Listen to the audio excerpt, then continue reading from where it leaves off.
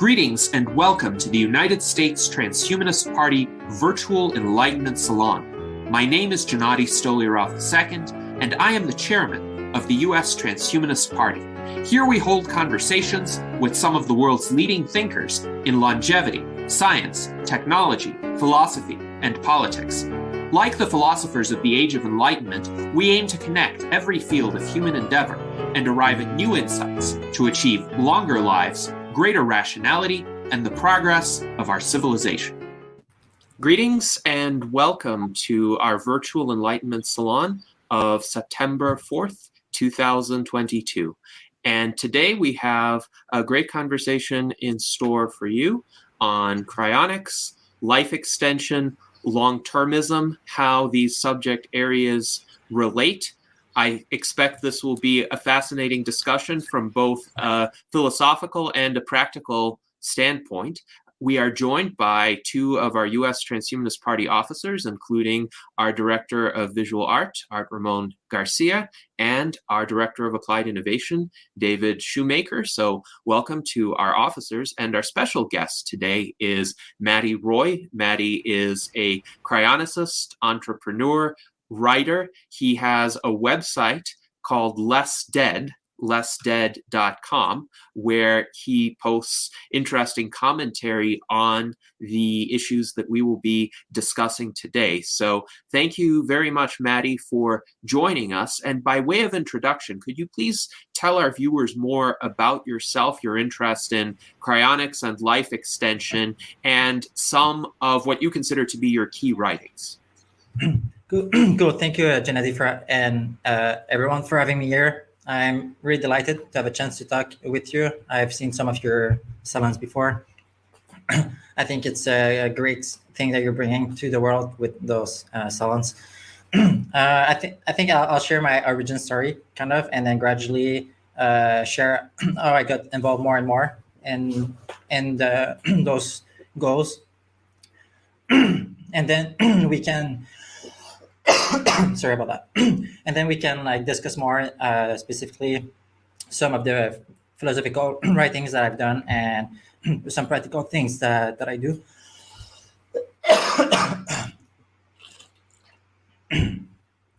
So I remember maybe around 6 years old, first really realizing that I would eventually die, and really not being okay with that. I remember being in bed regularly before going to sleep, thinking about those things and being really afraid, and going up to my mother, talking to her about it, and freaking out my siblings sometimes because of that. And my mother would tell me things like, if you eat healthy, then you're gonna live maybe a few more years. And I was like, this is so far from what I'm wanting. You're way off. That's you're offering me such a irrelevant amount of what I want. And then at some point, one of core memory for me is also when she said we should go consult a therapist to help with your fear of death. And I was like, that's not, it's not and I'm pretty proud of myself for being that aware at that young age. But I was like, it's not the fear of death that I have a problem with, it's the dying part. The fear of death is fine, that's not a problem to be solved in itself. And now I have a more refined view around this core concept that I was sharing when I was young. And for the longest time, I was not exposed to transhumanist concepts, even though, but unlike most people, I feel, despite not thinking there was a way to live or to radically extend life, I still remain strongly against dying. Despite only being introduced to transhumanist ideas, I think late in high school, I was kind of doing thought experiments that were maybe transhumanist adjacent, but I didn't know it was a thing. Sorry. And I discovered transhumanism. I was like, well, yeah, of course, that makes a lot of sense. And And later, I was interested in learning more about cognitive biases. And then one of my friends referred to me to the website Less Wrong, and I was googling about it, figure out if it was the best way I should go about learning about cognitive biases. I read the blog from Rational Wiki. I didn't know at the time what Rational Wiki was. I didn't know it was like a lot of parodical or satire, and I was like, oh well, maybe I should just read the original books from which Less Wrong is based. But then my friend told me there was a transhumanist theme kind of around Less Wrong, which I thought was really interesting. So then I read about Less Wrong, and that's the door that really like exposed me to the full meme space and the full yeah, all the ideas around it. That was my entry door to those ideas, and I discovered I was as I was reading, and then I read some of the posts by Eliezer Yudkowsky on cryonics. And unlike most people, I never heard about cryonics even in fiction. Like most people, when I talk to them about cryonics, they're like, "Oh yeah, cryogenics," like, and then they refer some fiction movie. But I had never been exposed to any like cryonics in movies before that point. I had a very vague memory as a young child, someone talking to me about Walt Disney. um, that never like revisit the memory. Um, and I was like, okay, that sounds weird, but Eliezer seems really smart. That sounds like something I should investigate. And throughout all my life, there are many things that I've done that are weird or that I feel like is not something that my family has been exposed to. And my approach has always been to keep my family updated about those things and to involve them to a large extent to avoid.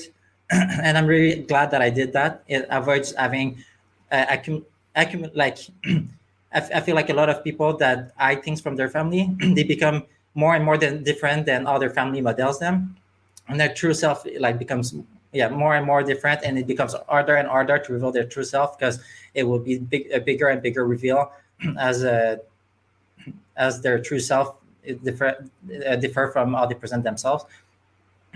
And I thought it would be important opportunity to try to investigate this as a group, like as a family, instead of me just reporting back what I find at like the end of my investigation.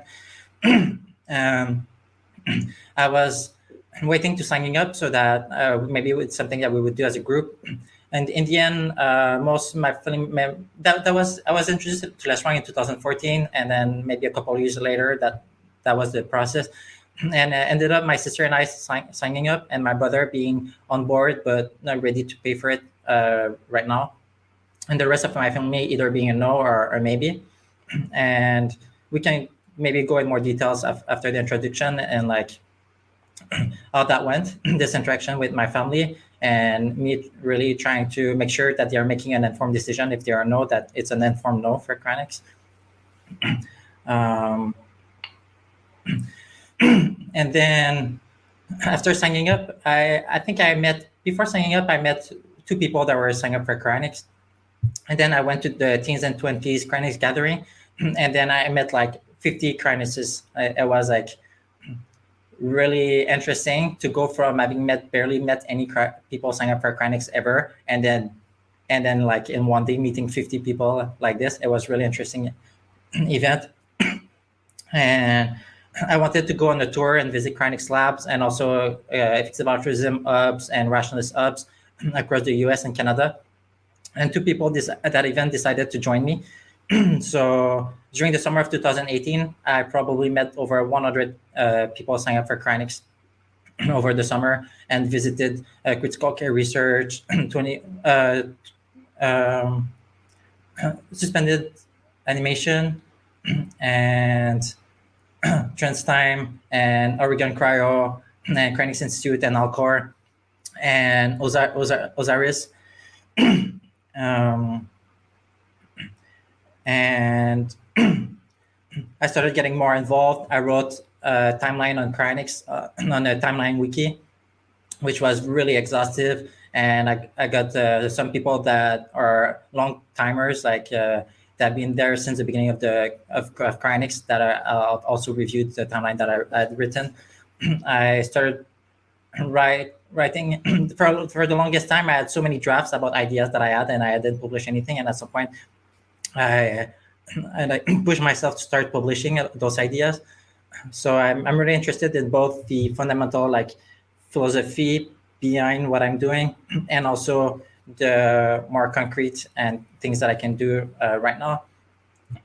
I've was really interested in cryonics is because my timelines for solving all the other problems were much longer. My timeline for when we would be able to solve aging, when we would be able to solve AI, were really long.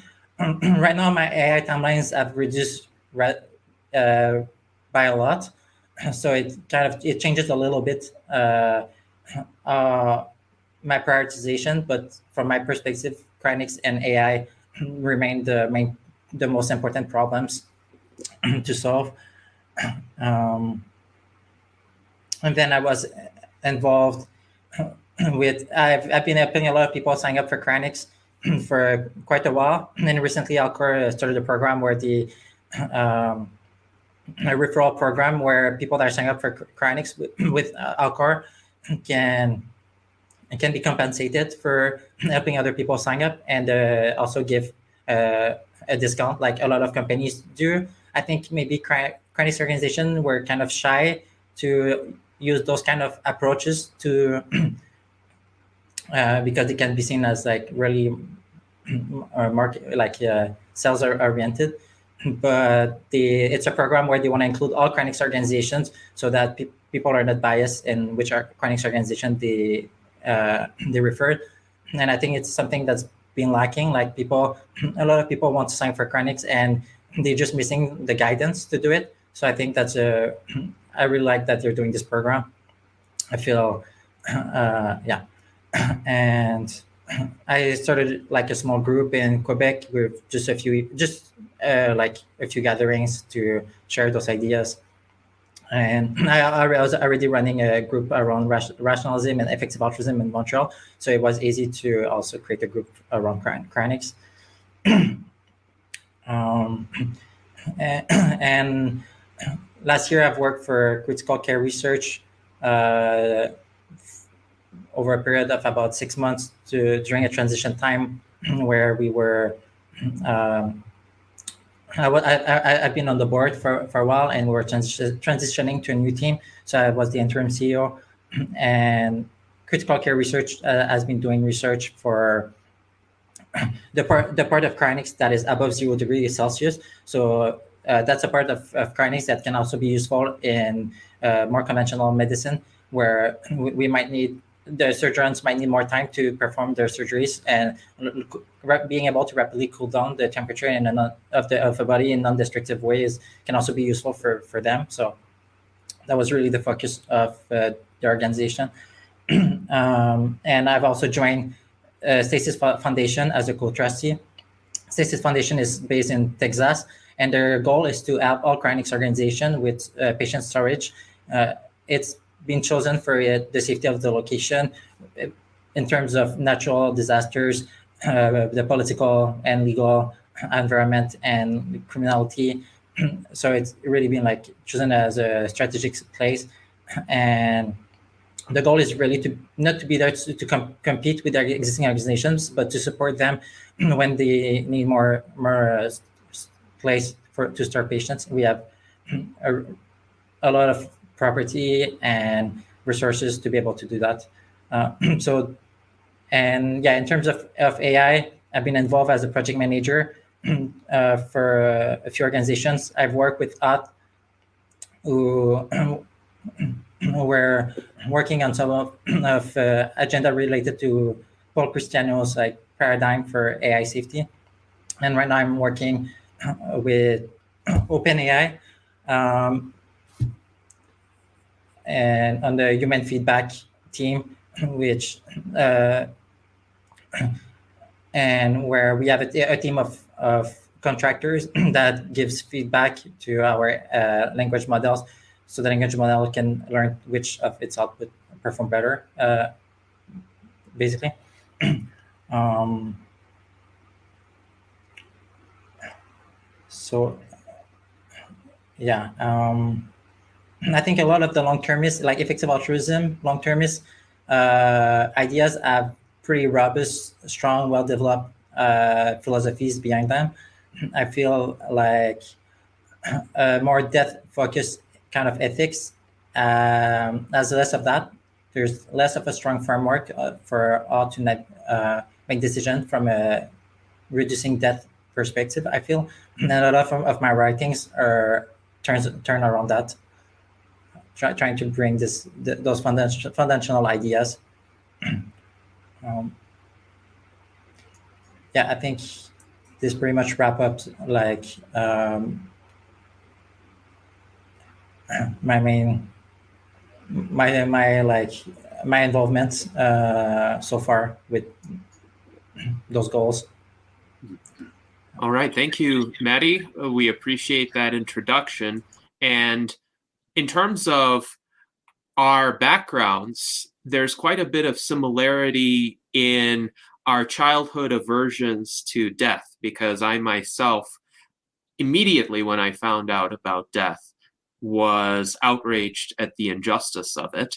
And I was essentially inconsolable. The difference between me and most children is that I refuse to accept any of the common cultural arguments that attempt to reconcile people with death. And I saw through those arguments. I saw that they were excuses, that they were rationalizations, that they were designed to get people to acquiesce to a horrible phenomenon just in order to be able to move on with their day-to-day lives and day-to-day tasks and not feel that fear. I am astonished that your family, when you express those fears, actually tried to take you to a therapist to, that is, in my view, appalling, because that presumes that this fear of death is a problem rather than a potential motivator for good deeds. I would say fighting death is worthwhile whether or not one defeats it, because it could lead to improvements to human length and quality of life. It could lead to cures for diseases. It could lead to setting up the societal infrastructure to be less conducive to violence, to be less conducive to accidents or damage from natural disasters. And the fact that this was just treated in your case as a problem, a medical problem, that shows to me a great degree of backwardness in thinking. And yet later on, you were able to convince some of your family members to sign up for cryonics, or at least to take an interest in that. So that's very interesting. You have some persuasive abilities, and you have explained as well that you've organized various meetups in the cryonics community and in the effective altruist community, and gotten more people involved in those communities. So actually, I would be interested to learn more about what you think persuades people to change their minds about an important idea, like the desirability of radical life extension. That you could have a person starting out firmly opposed to it, and maybe even thinking that such a desire constitutes a medical problem, but perhaps after a few years, that person becomes a supporter or at least sympathetic. How do you achieve that kind of change in another individual?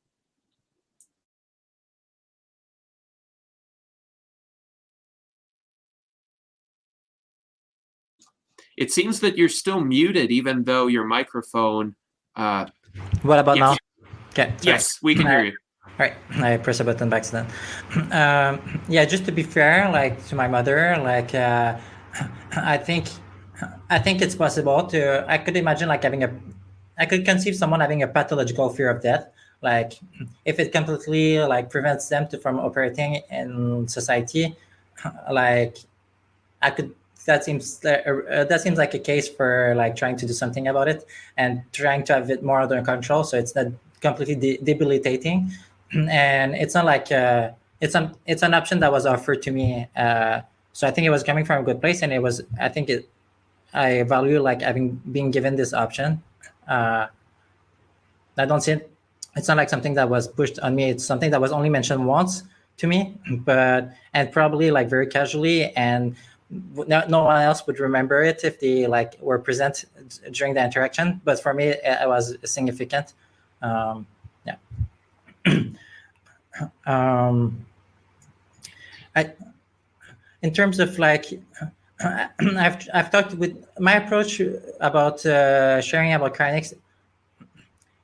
The like framework or the mindset that I approach it with is not one of it's not exactly one of persuasion. It's like making sure people are saying no for like for a good for a right reason. Like if they say no based on something they're misinformed about, that would and I love them. Like it would break my heart even more. Like I feel like especially for my family, people that are very close to me, if I don't make go out of my way to make sure like that they're saying no for a sensible reason, then yeah, I would feel responsible for their death in a way.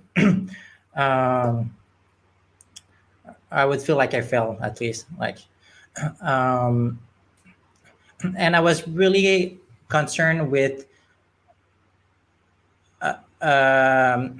balancing a few things. Like on one end, I wanted to tell them everything about cryonics, but on the other end, I did not want to like saturate them and then have them like not be interested because it was too much, or and I also wanted to give myself time to learn more about how to navigate those discussions uh, before having them with my family. So I understand better what kind of like there are things that I may be grokking more and naturally, more intuitively that other people might benefit from analogies to think that they're more familiar with.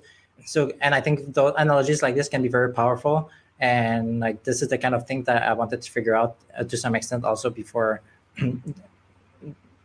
discussing it with my family. Um, I think one approach I like in general to talk about sensitive topics is called street epistemology, and I it's an approach that's guided a lot by just asking question, asking how confident they are about their belief and what would change their belief, and and people might say like they might think they might give only one reason for their belief, like, and then you ask like I gave a presentation in front of a group of students, and I asked them like what people thought about radical life extension, and I think everyone was against it in the classroom, and I asked them to help me list as much reasons as possible for why they were against it, and I just wrote all those reasons on the board. There were like so many reasons. We just kept coming with reasons, and then I when we couldn't come up with reasons anymore, I was like, okay, what if just hypothetically, like just as a thought experiment, what if all those reasons were addressed? You know, like we were not bored, there was no overpopulation, there was like all just hypothetically. Let's say we address all of those concerns. Then do you want it? Like then do you want radical life extension? and most people still they were still saying no, and I'm like, okay, then there must be other reasons that are not on the board, like. And at some point you either need to say like no, I intrinsically want to die no matter what, no matter, it's not about like a side effect of living longer. It's about living longer in and of itself that I don't want.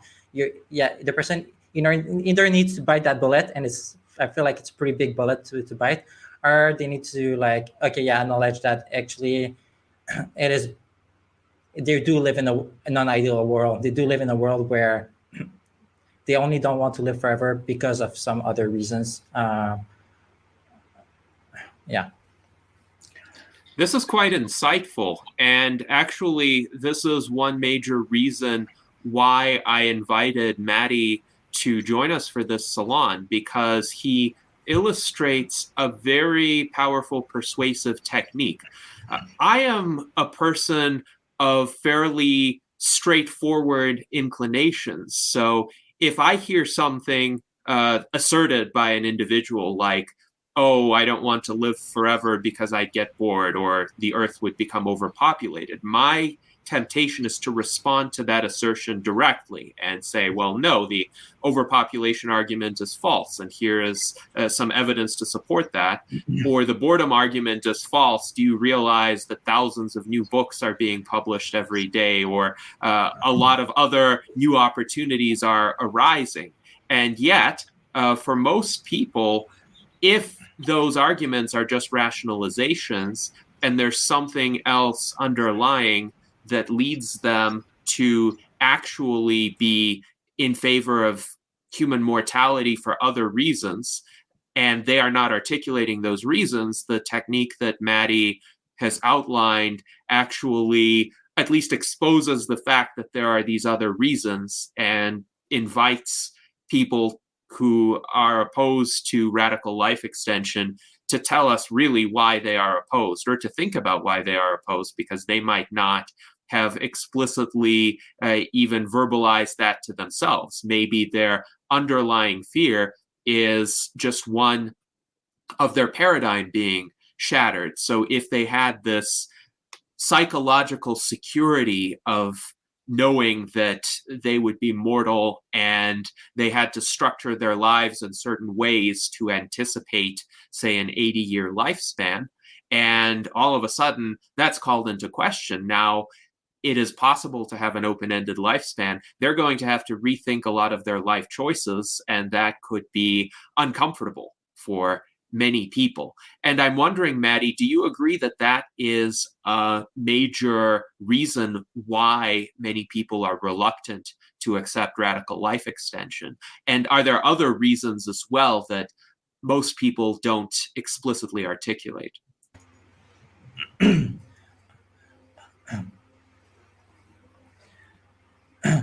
Yeah, I think there's yeah, I feel like most people are coming from status quo kind of place of yeah, being afraid of change. There are probably a lot of people that are also like just tolerating life. They're not enjoying it, and it's hard to for them to imagine, I guess, what a better world could be like. A lot of maybe a lot of their issues are not things that feel like they can be fixed by just making the external world better, but it's about their mental health, which seems it's harder to imagine. Even though I do think like transhumanist kind of paradigm, like advanced technology can help with that as well. It's less obvious. It can help with that, with mental health.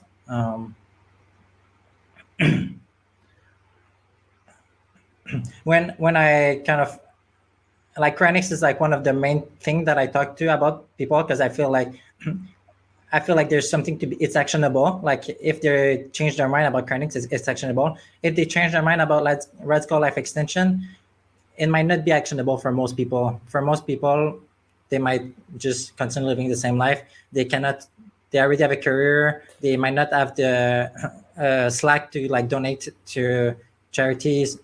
So it might not have a big impact on their life. Whereas cryonics, I feel like there's an immediate actionable thing. So I'm mostly focused on that. I might be more familiar with reasons people don't want to sign up for cryonics.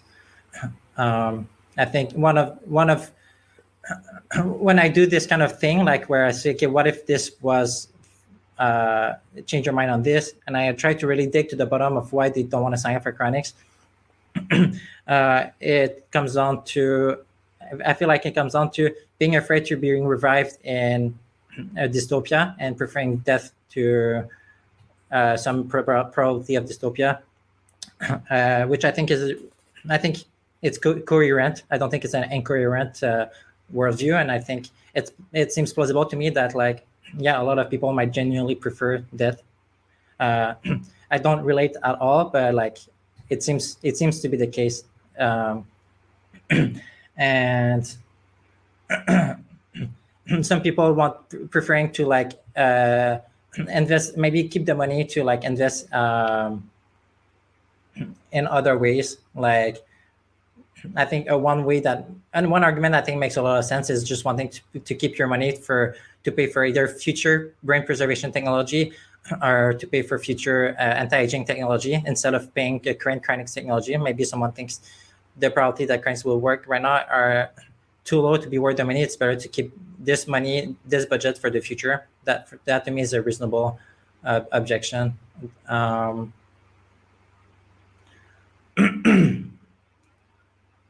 Yeah, I guess those are the main two objections that I think I get to when I dig deeper, that I think makes sense.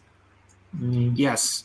And I would agree that the objection about perhaps devoting one's money to other approaches toward life extension, if, for instance, one believes there's a very high probability of reaching longevity escape velocity in one's lifetime, but the probability is contingent on the amount of financial investment, then it makes complete sense to devote a lot of money to biological age reversal research.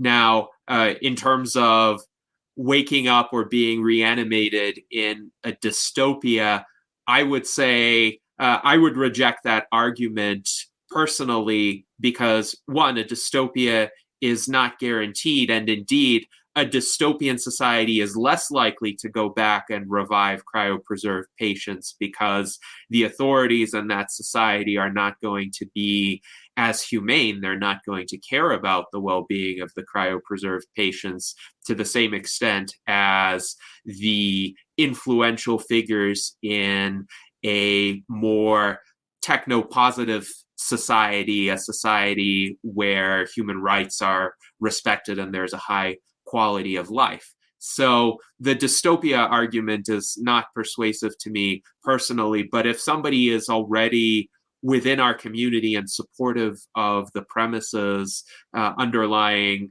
life extension more generally, then how they allocate their resources is very much a personal decision.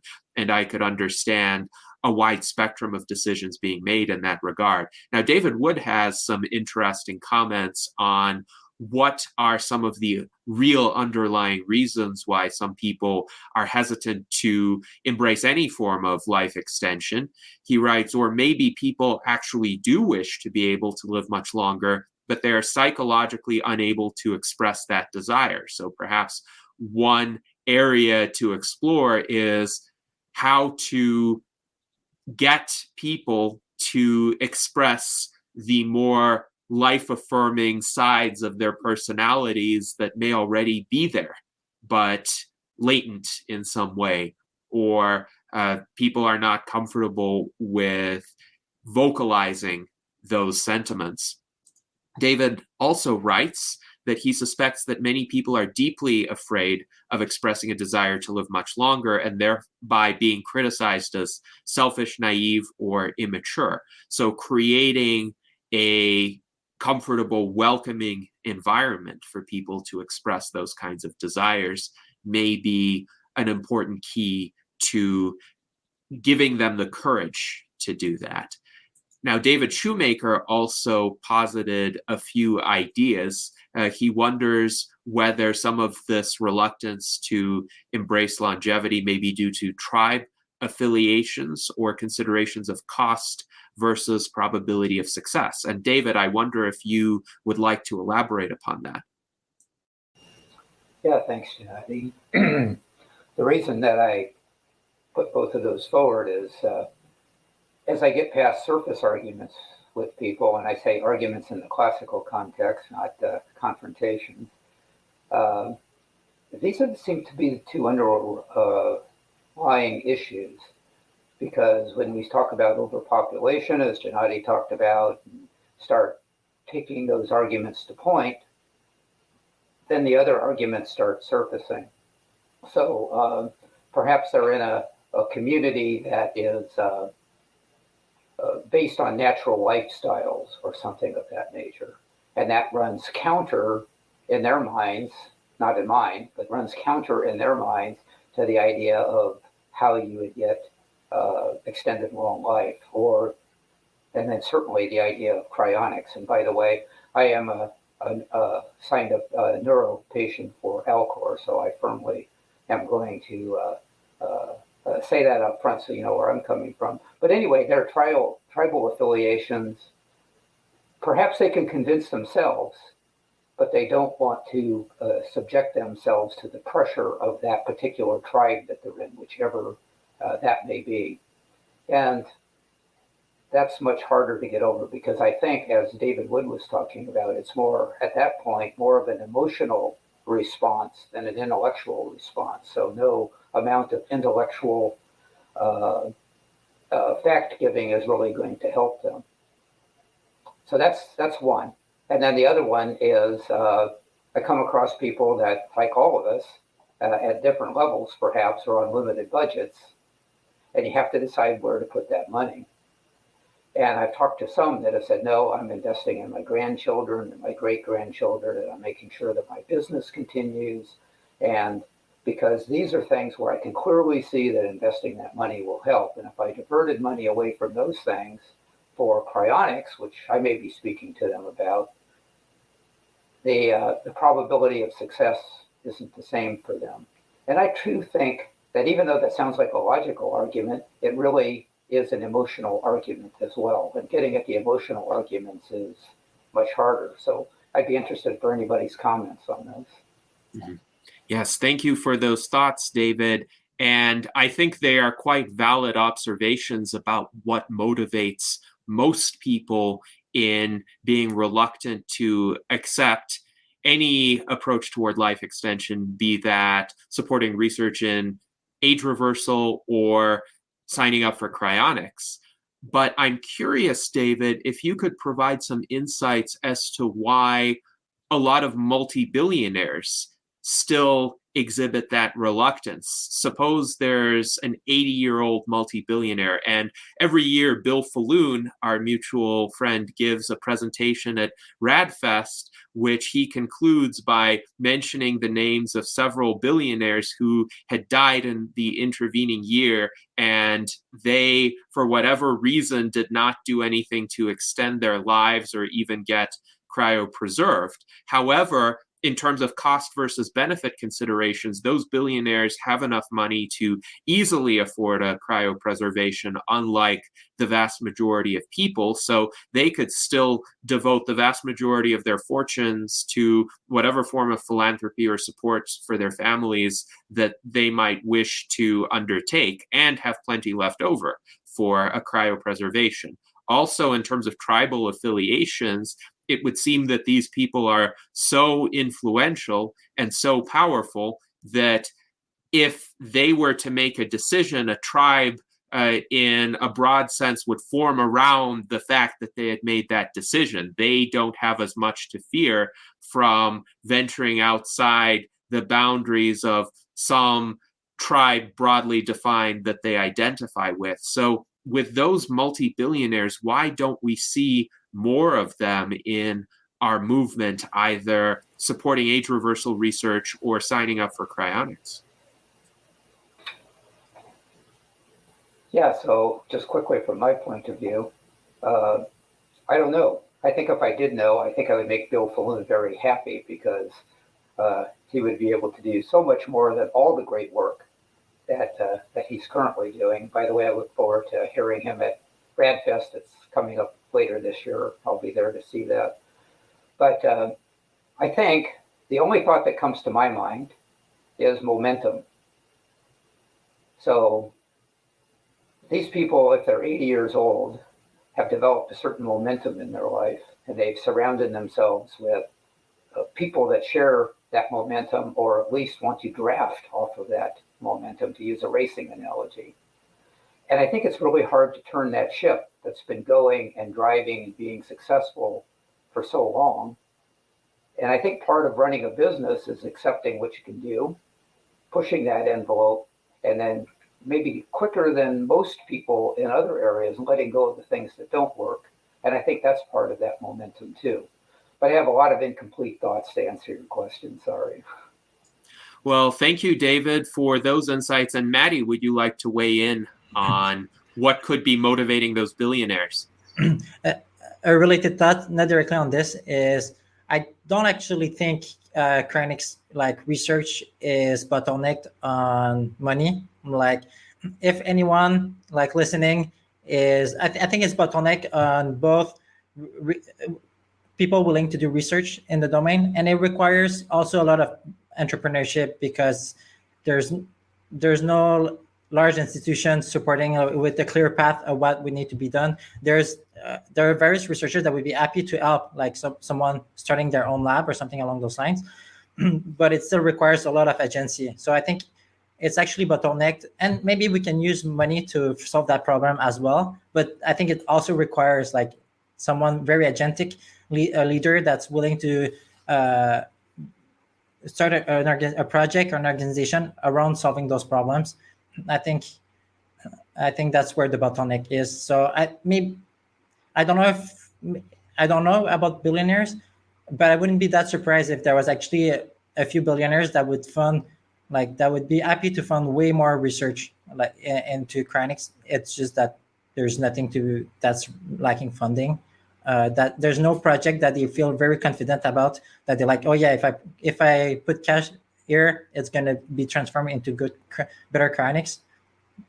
Yeah, I think that might be the main bottleneck.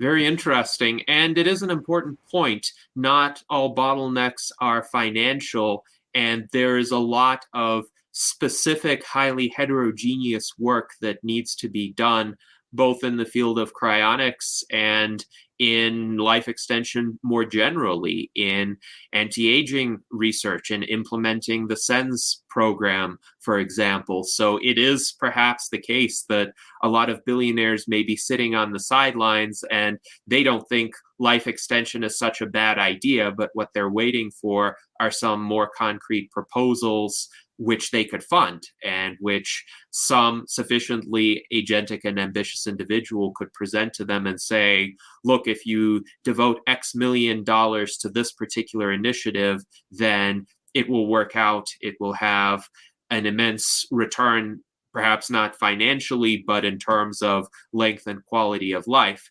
And sometimes, as Aubrey de Grey likes to point out, a lot of the projects in our space are very early stage and to some extent speculative. We're not going to know if they work out until many years, sometimes decades into the future. And yet somebody has to fund them. Somebody has to take that risk. Somebody has to say, well, it doesn't matter necessarily if this fails. We at least need to try this and see what happens and gain some knowledge, whether through success or through failure. Now, Jose Cordero has joined us. He is our technology advisor and foreign ambassador in Spain. Jose, what would you like to ask Maddie? Well, first of all, I would like to congratulate Matty for all his work. And I have followed and been in touch with him about his chronology of cryonics and his forecast, which I find truly fascinating. And I have a couple of questions about that. For example, in lessdead.com, he has a beautiful article about how many humans will have their brain preserved, forecasts and trends. And it is very exponential, indeed so exponential, and it doesn't stop until he reaches 1 trillion humans to be cryopreserved by the end of the 23rd century. Of course, I don't think we are going to be 1 trillion humans, or maybe, yes, we don't know, but it sounds like we might be flattening out. So my question first is about, I personally believe that cryonics is plan B. And also because my co-author, David Wood, is also watching. We wrote this fantastic book, Behind the Death of Death, where we have a chapter on cryonics that we call Plan B. So we are going obviously for Plan A, which is indefinite lifespans, but we consider cryonics, which is Plan B. But going back to the dates, to the timing, I think cryonics is a must now for the people who die until the 1940s, 1950s, when at the latest, I believe, and based on the numbers by Ray Kurzweil himself, that he will present in his new book coming out next year, The Singularity is Nearer, that in the 2040s, 2050s, we will have rejuvenation technologies. Therefore, death will truly be either optional or it will be by accidents. So if we don't die, then we might not need cryonics like we do today. So number one about the forecast, 1 trillion in the 23rd century, it's too far away. But even in the 2050s, we might not need cryonics if we have been able to control the aging process and people don't have to die. So, Matti, those are my first questions for you. So I would love to hear your feedback and congratulations on all your work. I missed the last word you said. Congratulations on what? On your work. Oh, thank you. Yeah. Yeah, thanks for the questions, and it's nice to see you. Yeah, it's kind of silly. Like the trends, I think the trends are silly. Like when I get that far in the future, I just thought it was interesting to like have kind of an anchor point. That's was mostly just a trend extrapolation when we're that far in the future. Also, at the time I wrote this article, I had longer AI timelines, so I probably meant it more than I would right now. Like right now, my views have updated even more towards short AGI timelines.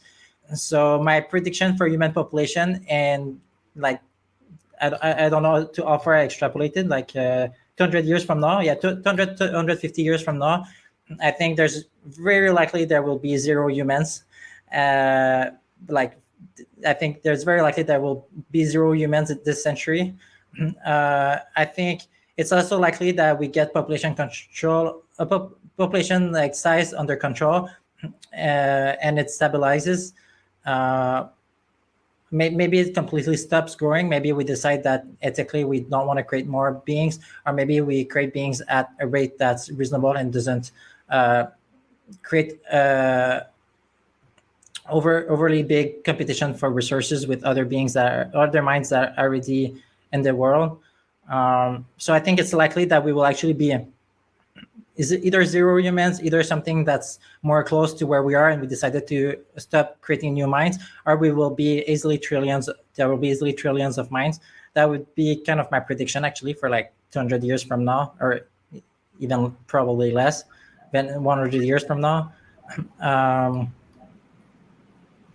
Yeah, I agree. Like cryonics will probably be completely like, it will all make sense as a concept, and we might all be digital minds by that point. There's cryonics just won't be the same thing at all.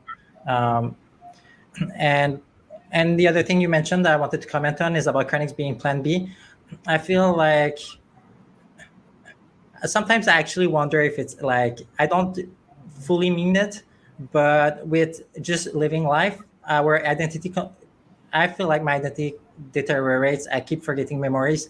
If I was able to actually fix my brain, I mean, it would be a problem if everyone did that.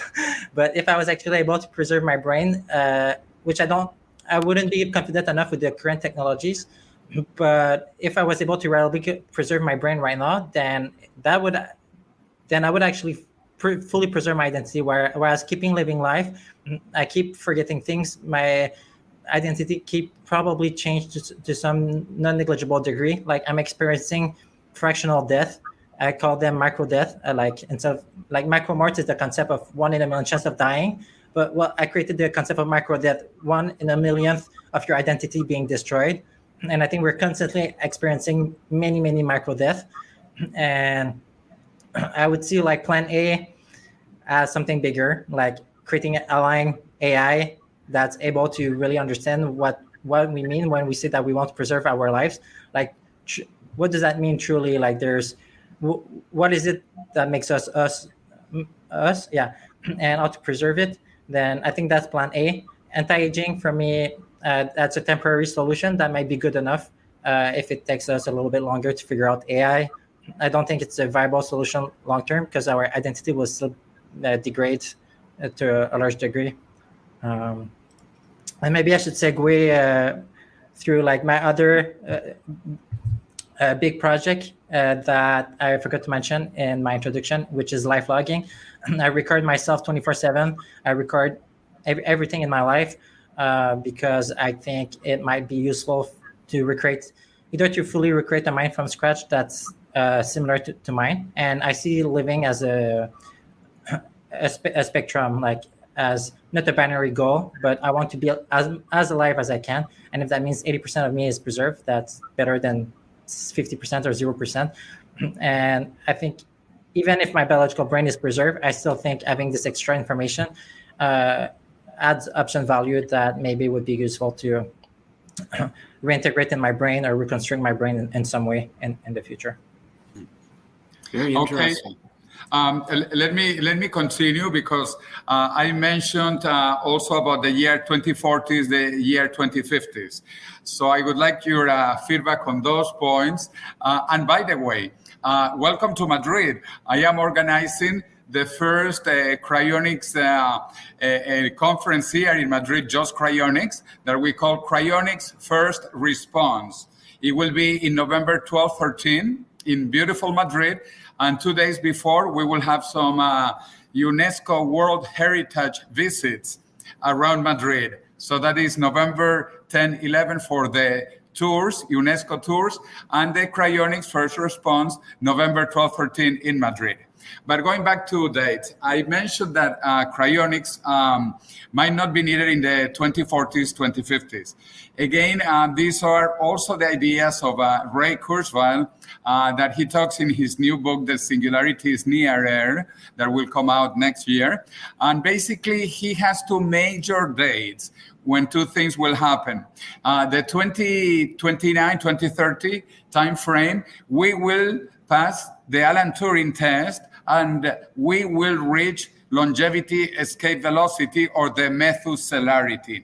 So I repeat, by 2029, 2030, Alan Turing test and longevity escape velocity or methuselarity. And then by 2045, we will reach immortality through rejuvenation technologies. That is why we will not need cryonics, except for maybe some accidents at that point. But so we will have immortality through rejuvenation, and also we will reach the technological singularity, meaning a super intelligence higher than all human intelligence combined by 2045. So those are his forecasts. And so my question to you is, what do you think of those dates, 2029, 2030, and 2045? And welcome to Madrid. Thank you. I used to have long timelines, like maybe my median probability for when we would have AGI was probably further than 2100, a little bit further than that. And I thought it was relying on, I thought AGI would rely a lot on breakthroughs about what intelligence was. Now I think the scaling hypothesis, which is the hypothesis that we can just use the same technology that we're already using to create language models and have the neural networks that create images, we can just basically just tweak those a little bit and increase the amount of data that their input and increase their computation powers that they have. And we can reach near human level intelligence just through having those neural networks imitate humans. And then once we're there, we can add some reinforcement learning so that they gain their agency and their own utility functions. And then I think it's likely AI can start progressing way faster because AI can take over AI research at that point. So, and those things are much, it seems much more feasible to predict like amount of data and amount of computes and how much energy is becoming cheaper, how much computer chips are becoming cheaper. So I think those projections that I've seen in the future seems to target something around 2040. So I still would not say a precise date like this. I wouldn't, like when I say 2040, I'm just saying like maybe vaguely, some probably mass vaguely around this date. but I have a long tail of like maybe most of my probability mass is around that year, but then I have a long tail of like, yeah, it could also be way further in the future. Like I still have a lot of uncertainty about that. I guess I'm think of having approach and strategies that are not reliant on a specific date being true, but having various people prepared for various possible timelines. And you were talking about Turing test.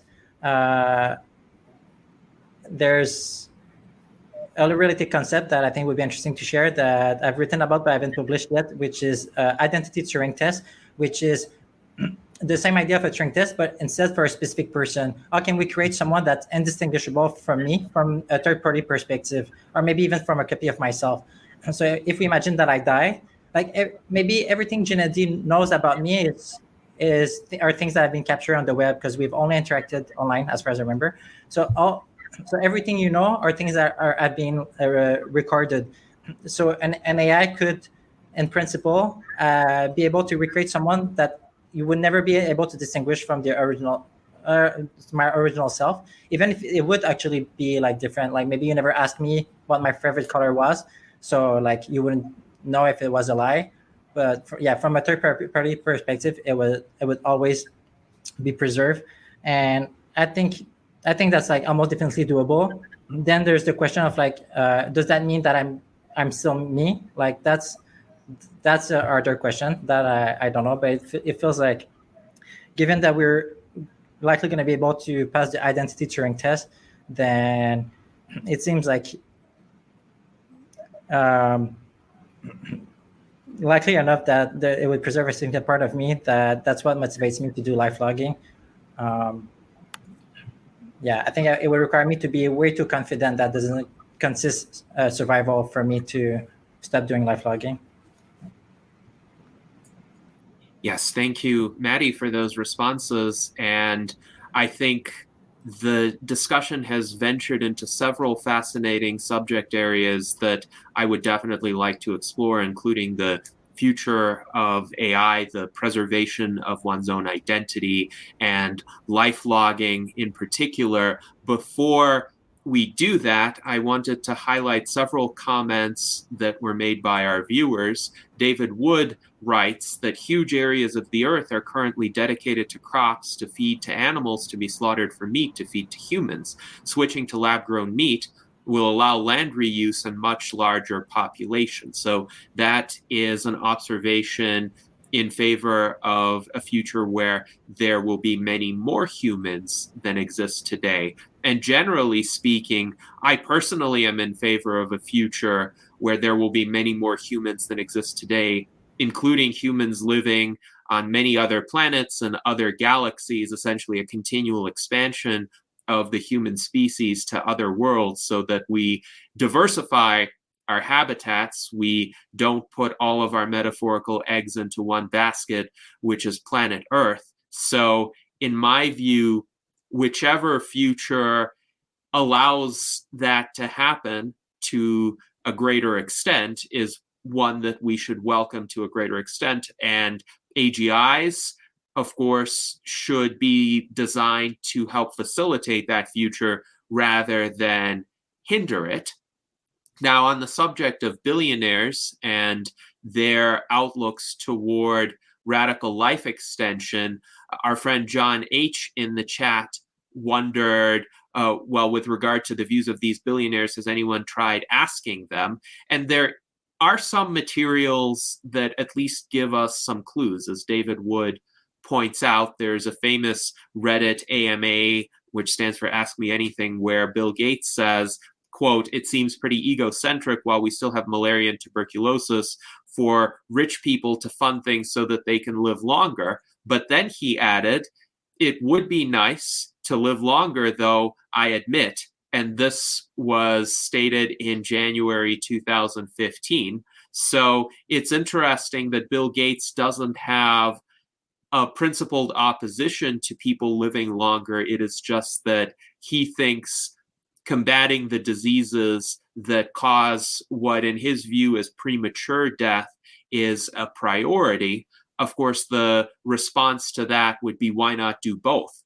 It's not really possible, in my view, to strictly set forth a sequence of advances or changes that one wishes to see in the world. That's not how humans operate. That is not how progress works. Progress works through innovation on many fronts simultaneously. So this is where I would differ with Bill Gates. And there was also a quotation from Sergey Brin, one of the founders of Google, who wrote, "Yes, I was singled out for death. No, I'm not actually planning to die." Of course, Sergey Brin actually has done something to help this field via the founding of Calico. Now, Calico is fairly secretive, so we don't quite know exactly what Calico is doing. Calico has published very few research studies, and some luminaries in our field like Aubrey de Grey have been frustrated by Calico's approach and the very limited results that Calico has had to show for it during these past 9 years. But still, it seems Sergey Brin's motivations are in the right place. Now, on the subject of AI, I am wondering, Maddie, in terms of when AGI comes about, and I do think 2040 is a fairly plausible year for that. A lot of the AI experts I have spoken with have essentially agreed with Ray Kurzweil's timeframe of 2045, but of course, it's not possible to pinpoint one particular year and say this will be it. So from a probabilistic perspective, 2040 is a reasonable estimate for like the mode of the distribution. So I'm curious, when that happens, in your view, is there a high likelihood that this will be friendly AGI that could assist humans in reaching longevity escape velocity? And instead of trying to supplant humans, this AGI will decide, well, it's good to promote the interests of all sentient life forms. So I will help humans with developing treatments to achieve their indefinite biological longevity while figuring out a way to peacefully coexist with them. Do you think that's a feasible outcome? So there are many things you said that I would like to address, if that's fine, before addressing the last point. I think population growth is well, right now, I think in the short term, I think increased population growth would be desirable. But over the long term, I think population size is actually a big concern. And I agree with people that say, like, over the long term, it's a big concern. I think we could multiply, if there's resource redistribution, and then the agents that replicate the most would be the ones that would acquire the most resources, because we would keep redistributing resources towards those that replicate the most. And at some point, we would all be living at subsistence level and consuming all the energy in the universe like very rapidly while we replicate and burn like all the energy that we have, and not have a long lifespan. So I think population size is a problem. I think immortality is basically almost irrelevant towards that problem. It's all about the number of minds that are being created, or amount of kids per parent. It's almost all the population growth comes from there. We could imagine a world where everyone is immortal, like no one ever dies, and people start having less than one child per parent. Let's say they had every two parents had one child. Then the population would stabilize at a 2x factor of your starting population. You start with 10 billion, then 10 billion makes 5 billion children, the 5 billion make 2.5, the 2.5 make 1.225. And if you add this like infinite series, you're gonna get to 20 billion. And everyone is immortal. Everyone has had children, except maybe like 2 people or something. That there's already plenty of people that don't want children, so it's not really a problem. And so everyone can have children, everyone can be immortal, and we can have a pretty low population in a global sense, like 20 billion, compared to the size of the universe, that's nothing. Um, Whereas you could also have a life expectancy of 20 years, extremely low life expectancy, like, but then have a population growth of 2.1. And I don't remember what was the exact number, but it's like, it was very low. It's like maybe in a couple hundred years, we run out of atoms to create human bodies. Like, even if you use like all atoms in the universe just to like form human bodies, you will run out of atoms even if everyone dies, just with like a small, what seems like a very small population growth, like only like a few percent population growth per year, or something along those lines. So yeah, when it comes to population growth, it's about the amount of minds that we're creating that is the major concern, in my opinion. The another thing you mentioned is your desire to create more life. I think that there's like a lot of people under the umbrella of wanting to reduce death actually might disagree on something pretty fundamental. We could imagine an approach that's more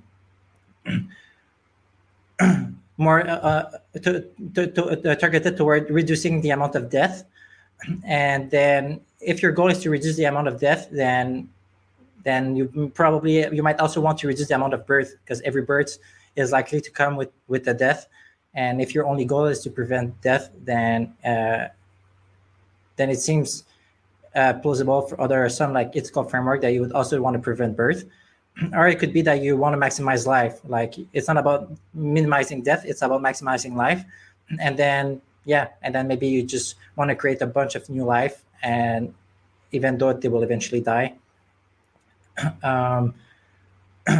The way I came about like being focused on minimizing death was from a more framework called preference utilitarianism. So negative preference utilitarians are focused on reducing the amount of preference violation or preference frustration in the world. So whatever people's preference are, preference utilitarianism, they don't just care about. It's often opposed as to hedonistic utilitarians, which are focused on either maximizing happiness or reducing suffering. Preference utilitarianism is also interested in other goals than just happiness. And negative preference utilitarians is the philosophy of wanting to minimize preference frustration. And something I've noticed is that a lot of people care about others' preference to the extent that they're like their preference. So someone care a lot about reducing their own suffering. It will often also care a lot about reducing other people's suffering more than they care about random other preferences people might have. And I think it's the same for me for reducing death. I care more about someone that will have a preference to prevent their own death than someone that has, like at the far end of the spectrum, we could imagine like a mind that has a preference that's very alien to us, that we don't relate at all. Like they want to make the world more blue. And we're like, well, I don't really care if your preference is violated, like compared to like human dying, even though both are a strong preference. Like, so the name I give to this framework is weighted preference utilitarianism. It's you weight how much you care about the preference of other beings to the extent that they're like yours, that you can relate to them. I'm still pretty confused about issues of population ethics, but right now I'm tentatively like leaning towards more minimizing death than maximizing life. And I also strongly lean toward wanting to literally live forever. Like the any probability of achieving this triumph any other goals for me when it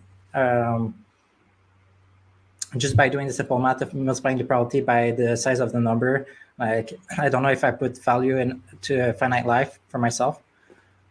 Okay, third point that you mentioned is kind of Bill Gates saying that people are still dying of malaria and it's premature to work on anti-aging technologies. I think my main interest in cryonics is and anti-aging is like is from preserving like myself and people that I love, and I think it also has a great potential for altruistic impact. I think AI alignment probably has more potential in terms of altruistic impact.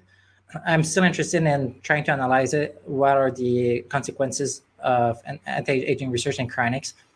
Like, what would be the impact on the economy? Like, it's hard to predict. There are many factors, but yeah, healthcare is a pretty large expense of our economy. If we're able to unburden ourselves that expense, then that's resources that can be used to solve many other problems, like other source of death, like malaria. And I feel like if maybe it would give people like more slack, and also care more about the long-term future if they would be present, if they would anticipate being present in the far distant future, that it might change people and the economy orients to making decisions. So just generally, I think it's a useful line of thinking to explore. And then your question, which was about how likely I think we are to get a friendly AGI. I think it seems like a really hard problem. It seems a lot of people agree with that. Also, like, I'm not doing technical AI alignment, but from my perspective, it seems like a really hard problem. And a lot of people in alignment are like, yeah, we probably didn't even find the right paradigm to like approach the problem yet. And on top of it being a very hard problem, it's also a problem that we only have one chance. Like, we cannot just say like, oh, this AGI didn't work. Well, no, if we create an AI that's smart enough to overpower us, like, we can only create one of those AI. Once it's created, it's going to decide what's the rest of the future light column is. So yeah, on top of being an hard problem, we only have one chance at that problem. And on top of that, the like economic incentives are not helping us take our time. They're like propice to creating races to developing AI. So that's like a third layer of the problem. So I think it seems like it makes the problem really difficult. I still think it's the only game in town in the end. Like, that's the only thing we can do is, but yeah, it seems very likely to me that AI will kill everyone. Well, I do have a different perspective on the AI outlook, let's say, because I think a lot of the arguments that AI will kill everyone equate intelligence with power, whereas throughout history, we know that that's not the case. One of the most intelligent people in human history was Stephen Hawking, who for the majority of his life was confined to a wheelchair, and he could communicate through a twitch of his lip, which would then send signals to the computer that was attached to his wheelchair, and a robot voice would read out his responses. But Stephen Hawking relied on an immense infrastructure to maintain his existence. And likewise, one can conceive of an artificial superintelligence that has to reside on a lot of server space, but ultimately would be very dependent on the humans that maintain it. And it wouldn't even be embodied like an android necessarily.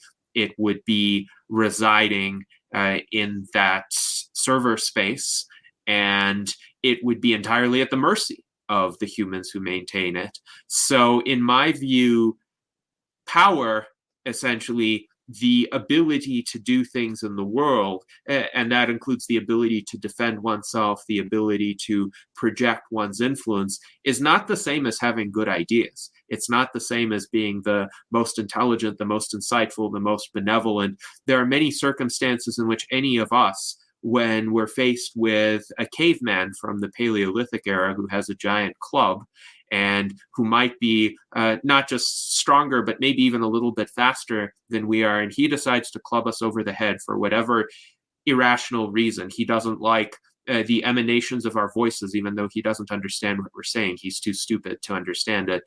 He can club us over the head, and he would have more power than we do.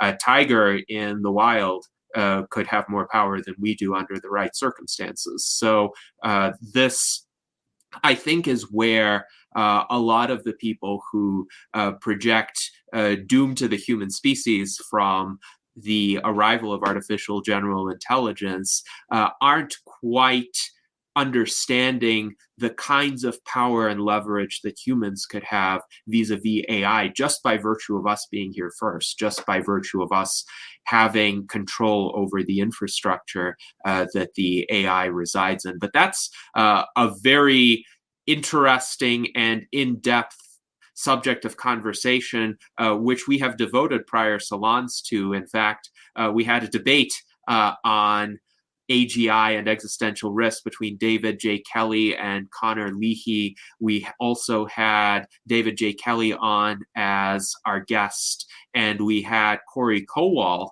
on as our guest as well, discussing future prospects for AI and whether or not AI is likely to be benevolent. I wanted to raise a question from our friend David Wood on the rationales for or against creating more lives.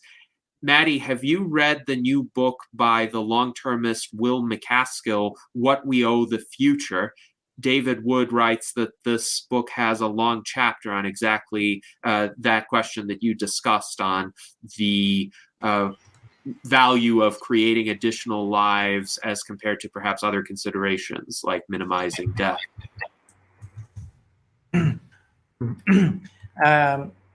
Yeah, we're not going in details because it was already like addressed in previous salons. Just to make a link with the street epistemology I was discussing at the beginning with our Project Krennic discussion. Like that's, I won't do it now unless you want to, but I would. That's the same way I would approach it with you. Like it seems like you've identified the crux of the disagreement that you have with people that think AI is a risk. It seems like your crux is, would AI be able to embody itself? It seems like if you were to change your mind on the AGI capacity to embody themselves, if I understood correctly your standpoint, then it seems like it would also change your belief about the safety of creating AGI. So I think that's very valuable. I think we've done like more than 50% of the work when we're able to identify like exactly why we disagree. Yeah. Yes, indeed. And I will add, not just embody itself, but have more physical capacity to affect the external world than the totality of today's humans. Because you could have a super smart human walking around. You could conceive of, say, a human with an IQ of 500 who has a body like we do, and he's walking around. Maybe he's very charismatic, he's very persuasive, he's able to convince a lot of other people to follow his lead, so to speak. I still don't think that human is going to wipe out the rest of humanity, and I still don't think that human is going to be powerful enough to overturn humanity-wide resistance if that person ends up being malevolent, though I doubt that person would be. So there's still a power asymmetry. You could have a lot of 500 IQ people, but they could still be outnumbered by the 80 IQ people, and they might not achieve whatever it is that they wish to achieve in the world unless they somehow get most of the 80 IQ people on board. So that's a bit more of a refined version of my position. So there are 8 billion humans today. If there could be 9 billion embodied artificial superintelligences, then we might have power balance shifting in favor of the embodied artificial superintelligences. But anyway, please proceed. Yeah. Okay. One recent article that came out, maybe that wasn't discussed like in your previous discussion, is how many AGIs will the first iteration of, like once we create the first AGI, how many will there be? And it seems like there could be like, I don't remember the numbers, but I think it was hundreds of millions.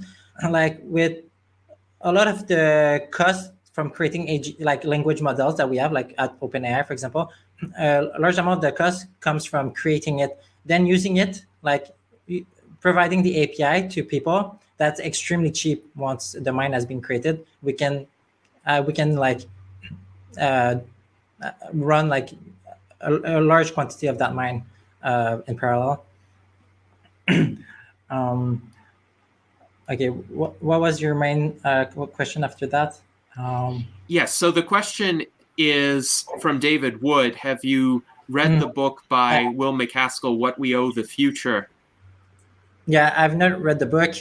I guess maybe I should be more curious when new books come out. I feel like I have a good idea of the meme space already, so I don't feel inclined to look into them. But maybe that's maybe I should be more curious and ask people around, like, or if there's like this chapter looks interesting potentially. Like, I don't know if it rehashed things that I've already read or they're new content, but that seems like something I would be interested in looking at. Yeah, I've rarely seen like it approach from minimizing preference violation, especially like I see as death as like an infinite amount of infinite preference violation. Like there's just infinite amount of years that you won't live. That's and usually I've never seen it actually approached that way. It would be interesting if it was approached that way. Often it's approached in terms of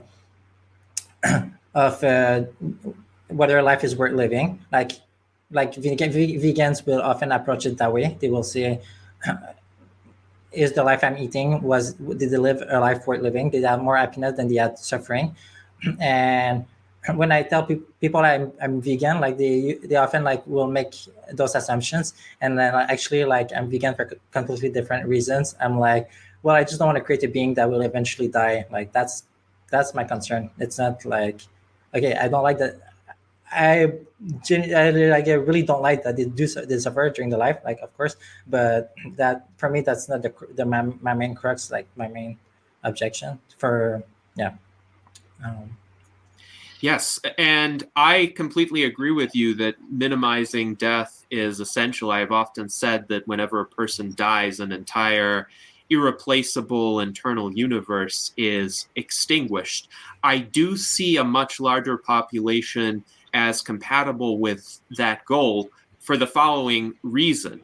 There are, I believe, immense synergies among the most creative, the most innovative minds. So every, let's say, 1 millionth person is a super genius of a caliber far exceeding the rest of humankind in the sense of being able to inaugurate new paradigms. People like Sir Isaac Newton or Galileo or, for instance, Charles Darwin.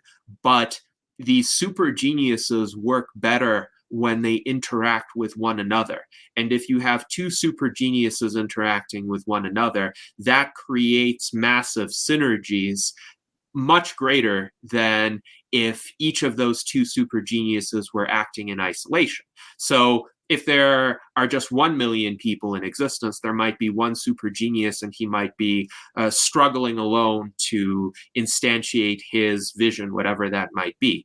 But if there are 1 billion people, then there could be 1,000 super geniuses living contemporaneously, and they could be working with one another to create a new golden age of human existence. If there are 1 trillion people, all of a sudden we have 1 million super geniuses, and the return from that is more than 1,000 times the return from 1,000 super geniuses. It could be tens of orders of magnitude more than the return from 1,000 super geniuses inhabiting the same moment in time. So based on that argument, a larger human population from a sheer probabilistic perspective could generate more of the kinds of visionary paradigm shifting individuals whose work is designed to uplift the rest of humankind, and who would be able to do that much more quickly because of those synergies. So that's my argument. If you want to minimize death, if you want to minimize suffering, you need to have a lot of really intelligent people, obviously with the resources, with the space to innovate, with the freedom to innovate. You don't want them living in squalor. You don't want them living for 20 years only, because then their genius is lost, as we have seen throughout history. Whenever a young genius dies, that is just such an immeasurable tragedy. So we want a lot of very long-lived, very prosperous, very comfortable humans inhabiting many worlds in order to bring about a future of death minimization. That's my idea on this. Now, I also wanted to highlight a few more comments from our viewers on the subject of a 500 IQ individual. John H. writes that, well, perhaps this person might not be able to affect the future of humankind unless he or she figured out how to unleash something like a strangelet, a negatively charged strange quark cascade, and then it wouldn't matter how many were against him or her. So if that person were really innovative in terms of harnessing the material world to give him or herself an overwhelming advantage, then that might come to pass. However, I still think that's unlikely, just because that person would have to undertake a sequence of steps to get there, and other humans would be able to oppose them hypothetically. David Wood writes, the existential risks from advanced AI arise not just from a future AGI, but from AI systems with capabilities in between today's AI and an ultimate AGI. Consider smarter social media algorithms, etc. Social media algorithms driven by fairly simple AIs, but insufficiently reviewed by human teams, have already caused genocide in Myanmar. Smarter such algorithms pursuing profits and other objectives are more risky. I have actually said, and Jose, I wonder if you would be willing to weigh in on this, because you have said the greatest risk right now comes not from artificial intelligence, but from human stupidity. And I have said, as a corollary, we should be less afraid of the smart algorithms of the future than we should be afraid of the dumb algorithms of today. What do you think of that, Jose? Yes. In fact, that is what I always say. I'm not afraid of artificial intelligence. I am afraid of human stupidity. And we are very, very stupid. And that is the problem. So if we can enhance our intelligence, either naturally or artificially, I welcome this very much. And that is the purpose of artificial intelligence, to help us in many ways, even with narrow applications now, but with more general applications in the future. As Matti Roy was saying, also artificial intelligence will help us to develop the next technologies, because this is like a virtuous cycle of learning. And artificial intelligence will empower all other technologies and also human intelligence. So I'm totally in favor. And I think we should have maybe artificial intelligence or robots for presidents. They would know much more. They could be in contact with everybody, and they could make better decisions. So, and let me tell you one more thing, because I just came back from Denmark. I was in Denmark in this fantastic conference, ARDD, which is Aging Research and Drug Discovery Conference in Denmark. And I discovered that they have a party called the Synthetic Party, whose political platform was developed by an artificial intelligence. So it was artificial intelligence helping humans with policy making. I think this is fantastic. I would vote for the Synthetic Party if I were a citizen of Denmark, which is, by the way, a very advanced country with stupid people, but they rely on artificial intelligence also to be more intelligent. So yes, artificial intelligence. All right. Thank you, Jose. And on the subject of preserving identity, I wanted to ask you this question, Maddie. So you partake in life logging, and life logging attempts to preserve as many details about an individual's life as possible. So even if, as you continue to live, perhaps you forget certain details, or you accumulate other knowledge, other experiences that become a more key focus, as long as you do that, and it could be recalled through some future technology, do you think that essentially the entirety of one's identity could be preserved in the manner that's meaningful to you? And I would add, as a corollary to that, does one really need to track everything that could be quite incidental? So, for example, you have certain key preferences that distinguish you as an individual, or certain important experiences that you've had or knowledge that you've acquired. But for instance, in a given moment in time, if you raise your hand, and I'm raising 5 fingers right now, now I'm raising 4 fingers, now I'm raising 5 fingers again, that's arbitrary sequence. It doesn't seem to be essential to my character. I could have raised a different number of fingers and still been me, and still been essentially the same individual. So do you think those kinds of details actually matter, or is what is important actually preserving that essential set of character traits, preferences, experiences that define who you are as contrasted with other people? I often joke, like I've documented a lot of ways in which we're able to reconstruct like information that seems missing, like high-speed camera just filming a bag of chips and being just by the movement of the bag of chips being able to reproduce what was being said. So it seems like a lot of the gaps would be small and can be filled. And like often joke about, like, I have a recording device and I talk with my partner and she's like, man, your lens is so dirty, and like your camera is it's so far, like the audio is shitty. And I'm like, oh, I'm kind of joking, but I mean it to some extent. I'm like, oh, it's gonna get fixed, it doesn't matter, you know. They're just like yeah. So I mean, to some extent, like I agree with what you're saying. I think like at least audio recording is so cheap, unless you count like the social cost. For some people, they feel like so awkward doing it that, you know, they would rather, I don't know, they would rather, even if they thought it could save their lives, they might prefer death to like social the social cost that it would have for them. But in terms of strictly like logistical and financial costs, audio recording is extremely cheap. And I think it captures a lot of the important information. Like there's some visual information that are available, but a lot of the information we communicate is just verbally.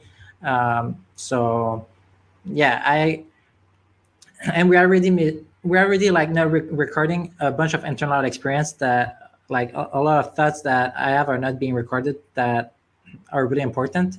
And just trying to record a little bit more video might be marginally like irrelevant compared to having missed all the internal experience that I have. I still value like recording a lot of my life for other reasons, and I still think it might have some value for mind reconstructing purposes, and it's cheap enough, and that it's still definitely like a definite yes and important things for me to do. Yes, thank you. Sorry. And you were mentioning about like being recalled in the future. Like one thought that I had that I like, sometimes I thought that feel reconforting. I don't know if they should be reconforting. Like I'm like, oh, maybe it's just again my mind just trying to like feel good about ideas around death.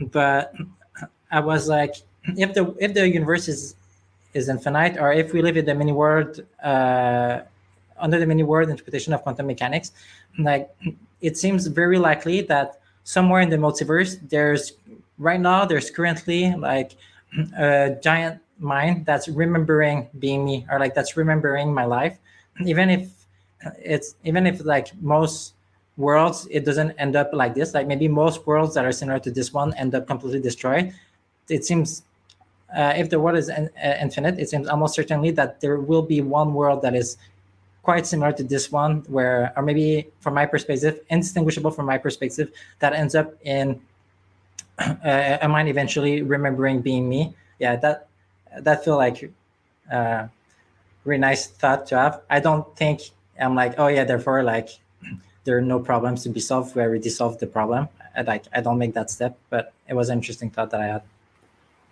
Yes, interesting indeed. And of course, from my perspective, I have evidence for the world that I experience, that we inhabit. I don't really have evidence for other worlds or the existence of parallel universes or worlds where certain events have taken a different trajectory. So I'm not going to rely on that in terms of my actions. I'm going to rely on what I have concrete evidence for. But definitely an interesting thought experiment. I wanted to ask Art Ramon if he had any questions or comments. Hey, Maddie, thanks for coming on the show.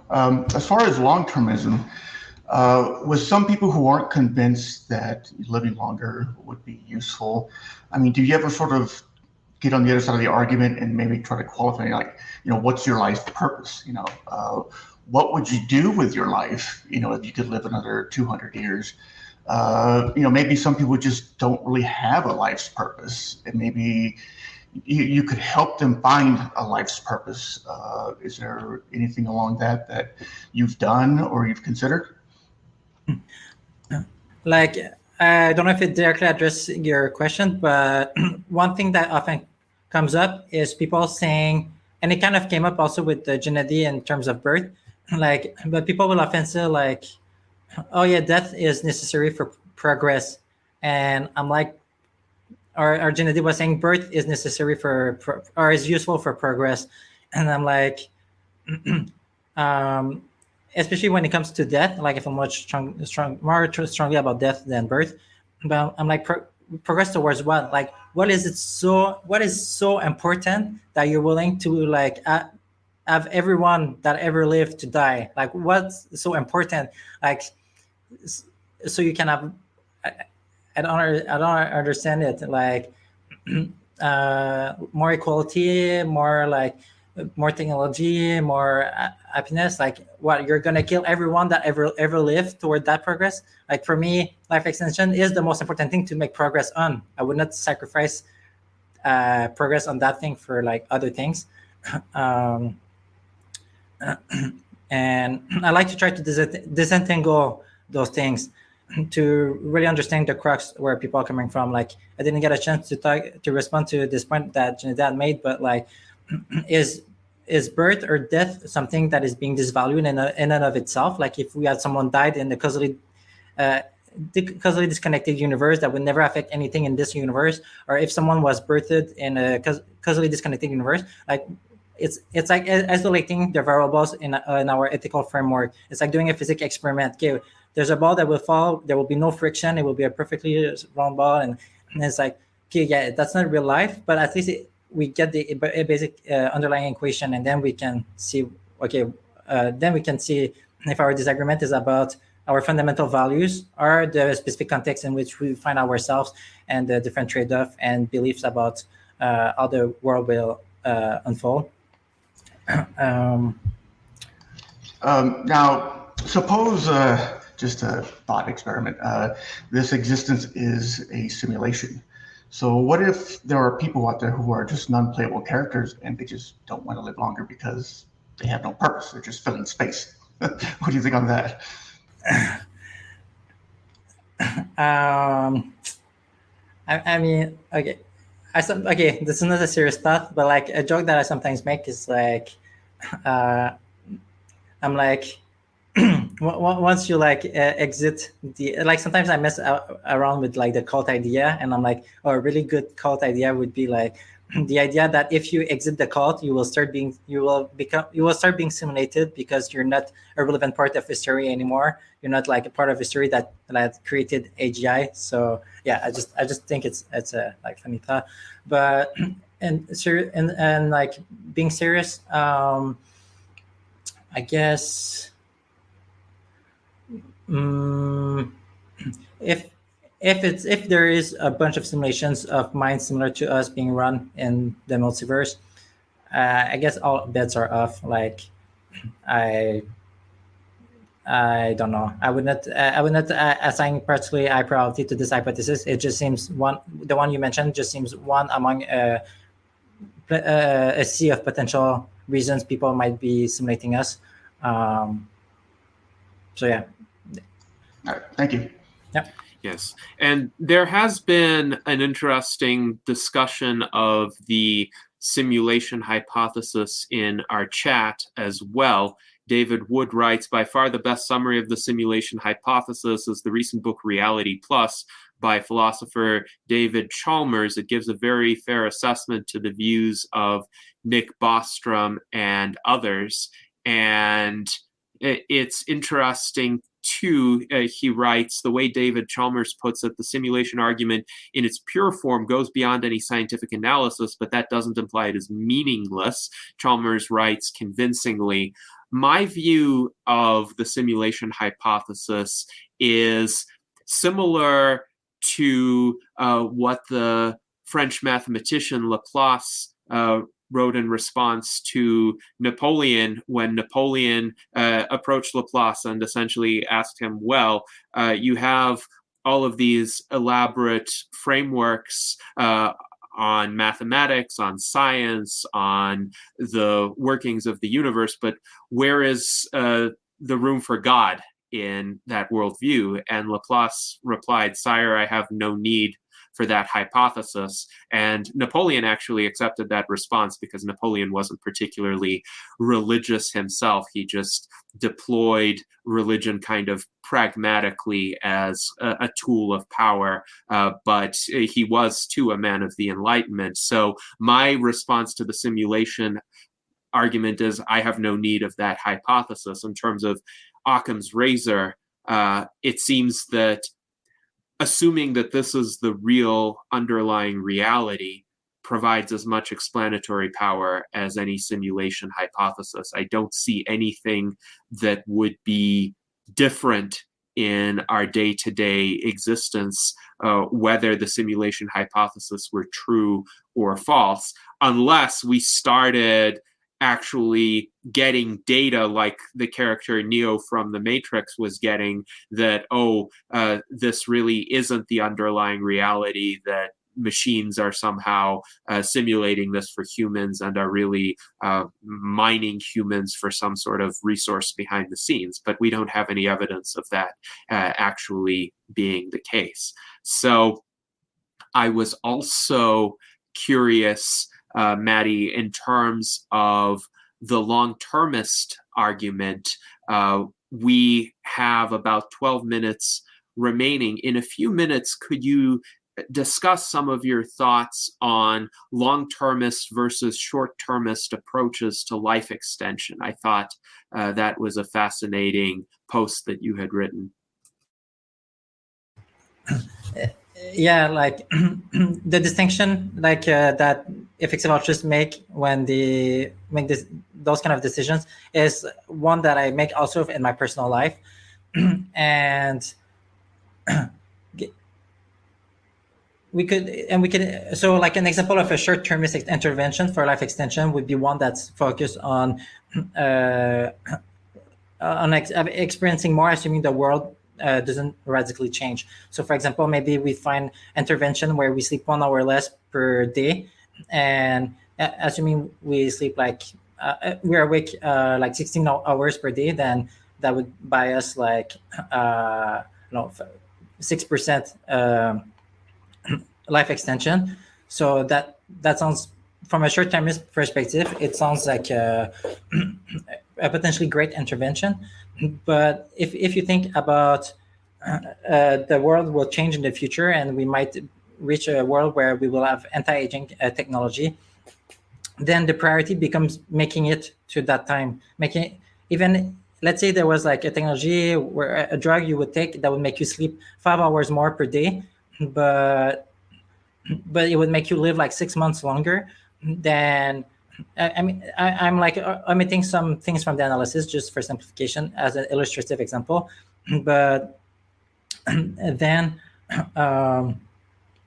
then you're more likely to reach a time in history where we have technologies to cure aging or at least reach longevity escape velocity.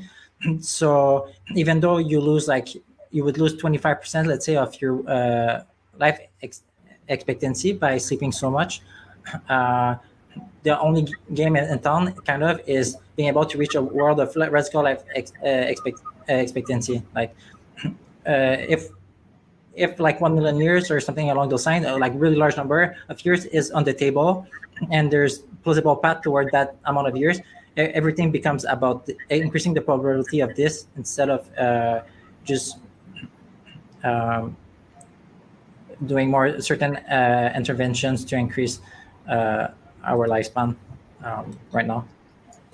Yes, thank you for those thoughts, Maddie. And I am also inclined to support the view that living chronologically as long as one possibly can is desirable, whether one spends much of that time sleeping or awake or doing more intensive or less intensive activities. So whatever hastens the arrival of biological death is undesirable.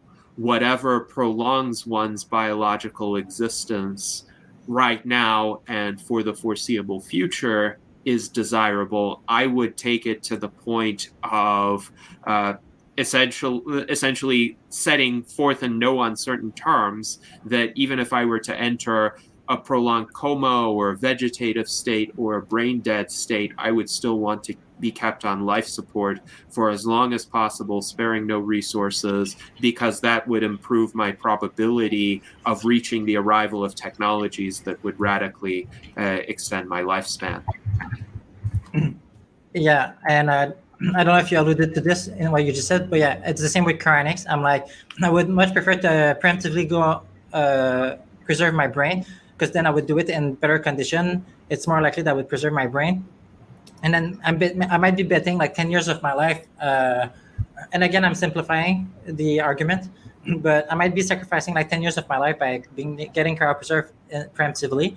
But then if I increase the quality of my preservation by 10% and probabilistically, then the 10% of living potentially a radically longer life, that's way more important for me than the immediate 10 years I could gain. So this kind of trade-off for me is what I mean by long-termist approach. Yeah.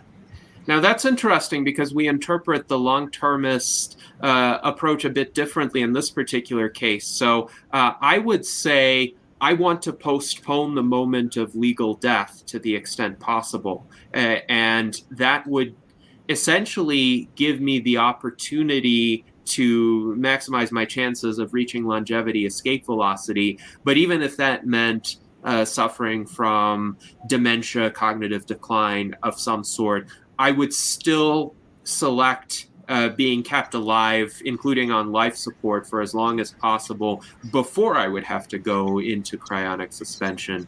And the reason for that is not just to wait for better technologies, but in a future that allows revival from cryostasis, I would assume the technology would also be good enough to restore whatever aspects of one's personality might have been lost due to cognitive decline, especially if there is audiovisual evidence. So you do the life logging, and that would provide plenty of evidence for future reanimators to draw upon to try to reconstruct not you with a brain that might have been damaged by disease, but you with a brain that operated at its peak. Not just that, but of course the cryopreservation process itself can damage the brain and damage other tissues of the body. So at whatever time one enters cryonic suspension, that's a concern. But I would say future technology can undo both types of damage, in which case it makes sense if one chooses to go into cryonic suspension to do that as late as possible while prolonging one's current span of existence. Yeah, that makes sense. I think there are long-termist arguments for not getting cryopreserved as well. I don't think there are short-termist arguments for getting cryopreserved. Like it's strictly worse on the short-termist uh, frame. I think yeah, the crux, like one of the crux is like how much damages will you get experienced by aging more versus cryonics, and how soon do you think the technologies will be for anti-aging? If you think they're way off in the future, then waiting for them is not worth it. If you think they're about to happen, then they're about to be breakthrough, then it doesn't seem worth to get preemptive cryonics. Yeah.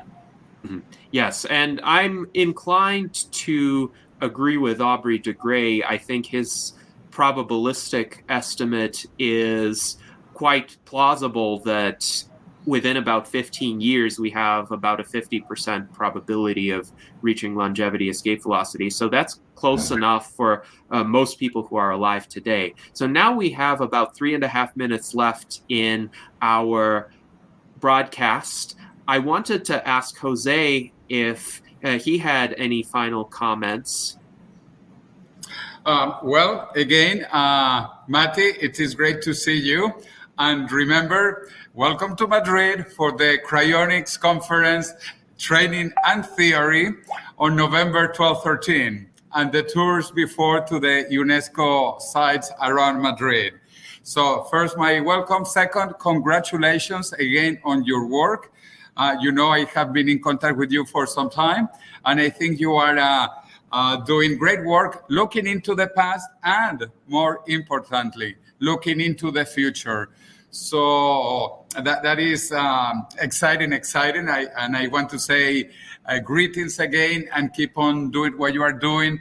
And let's move forward together towards indefinite lifespans, full of life and opportunity for everybody.